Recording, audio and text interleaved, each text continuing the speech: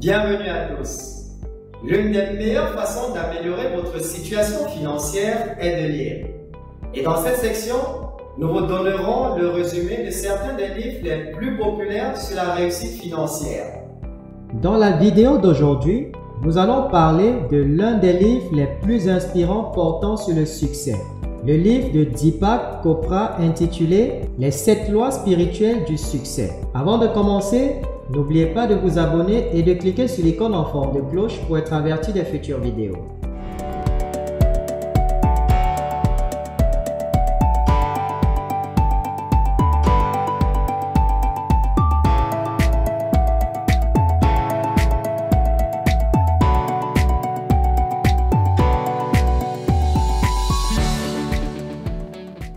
Le livre de Deepak Chopra, Les 7 lois spirituelles du succès, est une lecture fantastique pleine d'une grande sagesse. Ces 7 lois spirituelles peuvent être appliquées dans n'importe quelle phase de notre vie.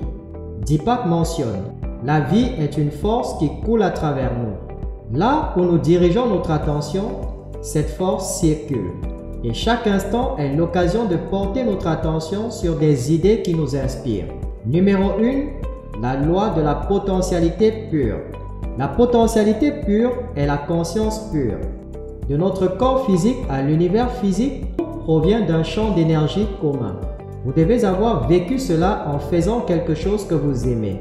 Vous vous perdez complètement dans le moment, vous ne jugez pas les choses, vous ne pensez pas au résultat final.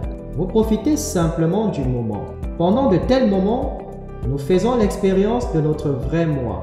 De l'autre côté, si notre point de référence interne est guidé par l'ego ou le jugement, nous passons par la peur et le doute créé par l'incertitude des événements. Les objets en dehors de soi, les circonstances, les personnes et les choses influencent l'ego. Il veut le contrôle parce qu'il vit dans la peur. Numéro 2, la loi de donner et de recevoir. Cette loi est basée sur le fait que tout dans l'univers fonctionne à travers l'échange dynamique parce que donner et recevoir sont des aspects différents du flux d'énergie. Tout arrêt du flux de cette énergie s'interface avec l'intelligence de la nature. Ce n'est pas simplement un échange d'objets, mais l'échange de vrais sentiments. Cette loi est très simple. Si vous voulez de l'amour, apprenez à donner de l'amour, et si vous voulez de l'appréciation, apprenez à apprécier. Plus vous donnerez, plus vous recevrez. Tout ce qui vient à vous n'est pas quelque chose que vous gagnez, mais un cadeau donné gratuitement par l'univers, ce qui signifie qu'il vient d'une conscience profonde de ce dont vous avez besoin. Numéro 3, la loi de cause à effet. Le karma est à la fois une action et la conséquence de cette action. Il s'agit des choix conscients que nous faisons chaque jour. La meilleure façon d'utiliser la loi karmique est de prendre du recul et de remarquer les choix que nous faisons. Comment réagissons-nous à une tentative ratée, à la colère de quelqu'un, à une occasion manquée, à l'appréciation, etc. Si vous remarquez attentivement votre réaction, vous verrez que vous créez tout ce qui vous arrive ensuite. Numéro 4, la loi du moindre effort. C'est le principe de faire moins et faire plus. Si vous observez la nature, vous ferez l'expérience de cette loi partout. L'herbe n'essaie pas de pousser, elle pousse simplement. Les poissons n'essaient pas de nager, ils nagent simplement. Il s'agit de trouver et de suivre votre nature intrinsèque. Tout le concept de motivation intrinsèque est basé sur cette loi. Lorsque nous recherchons le pouvoir et le contrôle sur les autres, nous dépensons notre énergie de manière gaspilleuse. Si le motivateur intrinsèque guide nos actions, notre énergie se multiplie et nous donne plus de joie. Numéro 5, la loi de l'intention et du désir.